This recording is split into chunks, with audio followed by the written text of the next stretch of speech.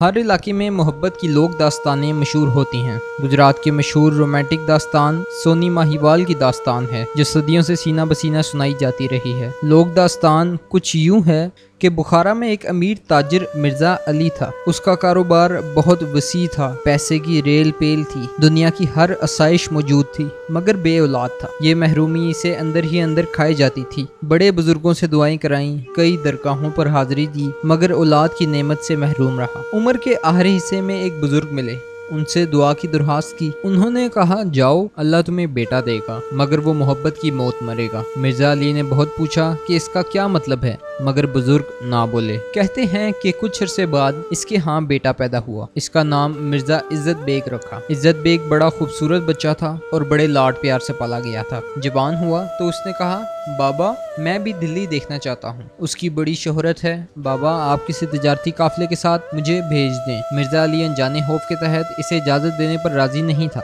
मगर लाडले बेटे ने मिन्नत समाजत की तो मान गया और काफिले के हमरा दिल्ली रवाना कर दिया। इज्जत बेग दिल्ली पहुंचा और जी भर के देखा। वापसी पर लाहौर देखने का शौक हुआ तो लाहौर पहुंच गया। लाहौर देखने के बाद अपने मुल्क वापसी पर उसका गुजर दरियाए चिनाब से हुआ। उसे बताया गया कि इसके किनारे ये गुजरात है। शाम हो चुकी थी, चुनाचा काफिले ने वहीं पड़ाव कर लिया। उसे बताया गया कि यहाँ बर्तन साजी का काम होता है और सबसे मशहूर दुल्ला कुमार के बर्तन हैं। अगली सुबह वो कुम्हार की दुकान पर पहुंचता है, बर्तन और ज़रूफ खरीदता है। इसी दौरान वहाँ उसकी खूबसूरत बेटी आती है, सोहनी, जिसके हुस्न और जमाल को देखकर इज्जत बेग दंग रह जाता है और वहीं दिल दे बैठता है। वो उस वक्त तो चला जाता है। अगली सुबह फिर कुम्हार की दुकान पर बर्तन खरीदने पहुंच गया। बर्तन खरीदना तो सोहनी को देखने का बहाना था। अब वो रोजाना बर्तन खरीदता और उस बहाने सोहनी को भी देख लेता। बर्तन काफी इकट्ठे हो गए थे तो दूर दुकान बनाकर साथियों को उस पर बिठा दिया। काफिला वापस लौट गया और चंद दोस्त उसके पास ठहर गए।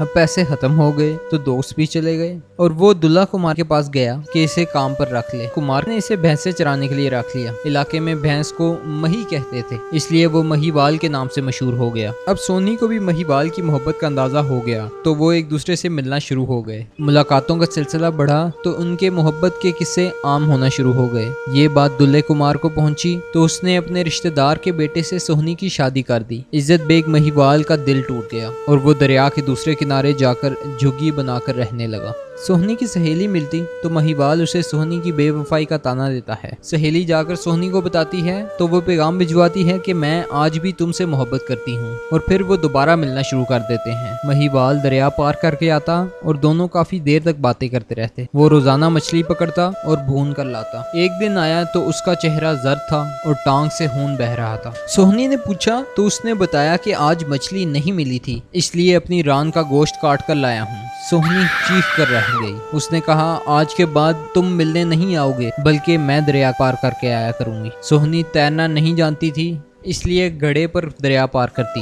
रोजाना घर से निकलती, झाड़ियों में छुपाया घड़ा निकालती और दरिया पार करके महीवाल के पास आ जाती। एक रोज उसकी नन ने ये सब कुछ देख लिया। हसद और गैरत की आग में उसने एक जानलेवा मंसूबा बनाया।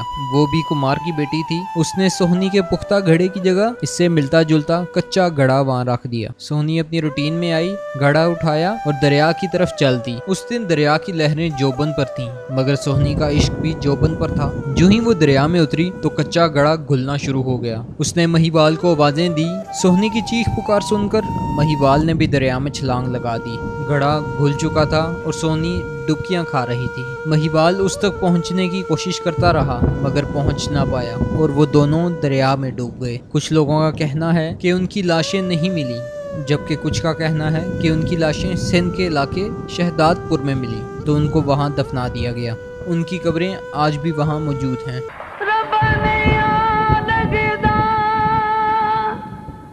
दिल मेरा नहीं लगदा, दिल में